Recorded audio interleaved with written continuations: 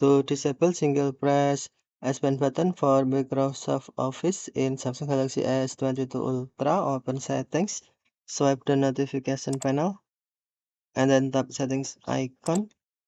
Scroll down settings screen, find advanced features, and then tap advanced features, select S Pen, and then tap air actions. Scroll down the screen, tap Office, and then tap single press menu, tap do nothing.